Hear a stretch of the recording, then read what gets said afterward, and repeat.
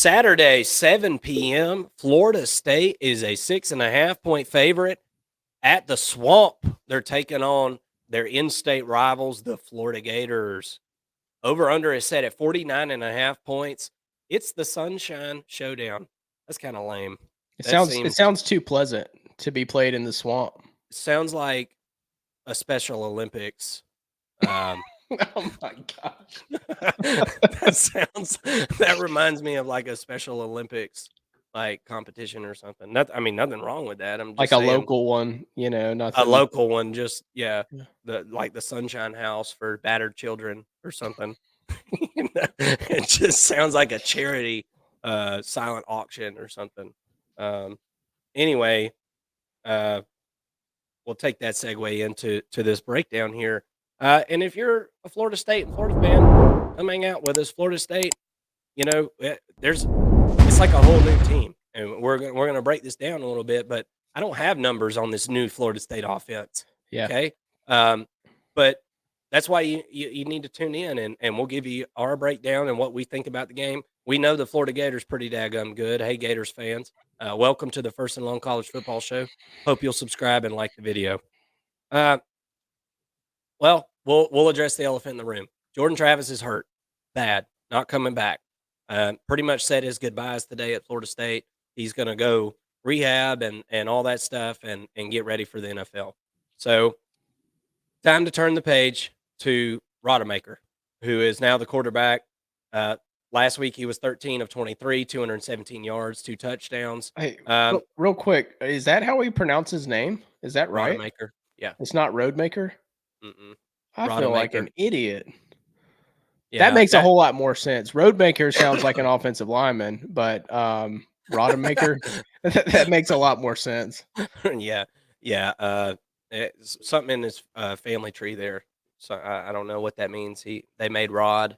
I'm not sure, but not Rhodes. This guy Not Rhodes. doesn't. He doesn't look like Okay. a road maker either. No. Look, he's a good runner. We saw him run around last week. I mean,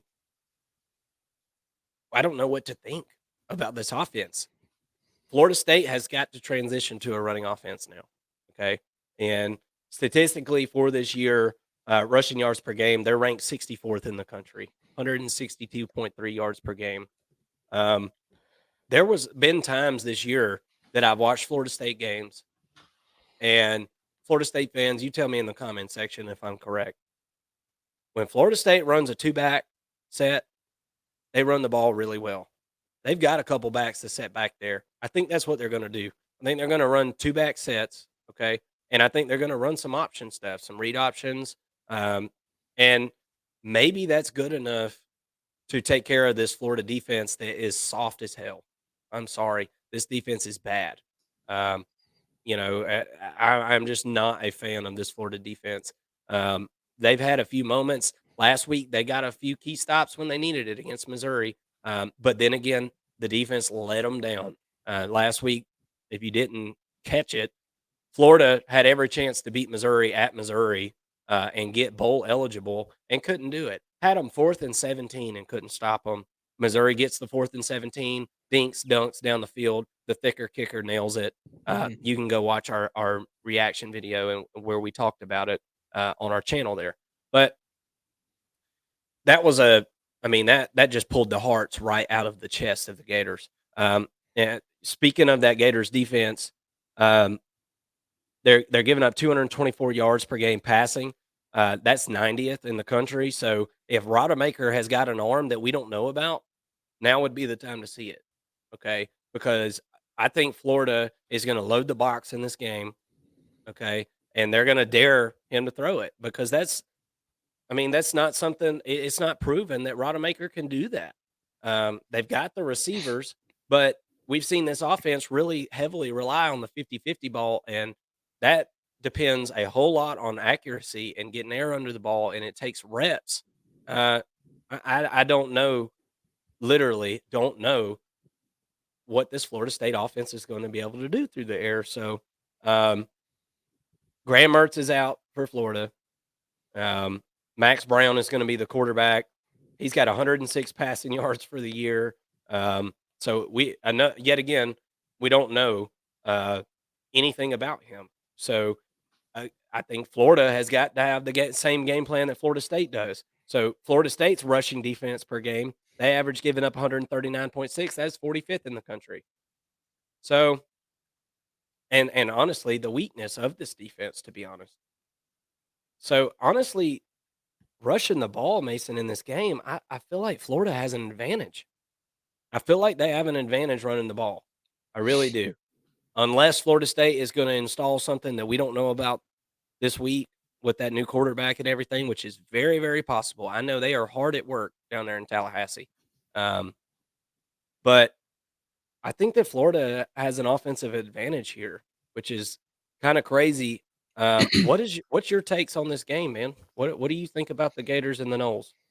Yeah, I'm with you. I do think that this game is going to be one on the ground. Look, before last Saturday, I think most people would have assumed that Florida State would win this game easily. Um, I was actually before Jordan Travis, did go down. I was saying, hey, Florida State better watch out for Florida. I think that's a tough game and kind of a trap game for them. But after after Jordan Travis went down with a leg injury, all of a sudden it feels like the Gators have a lot more hope in this game.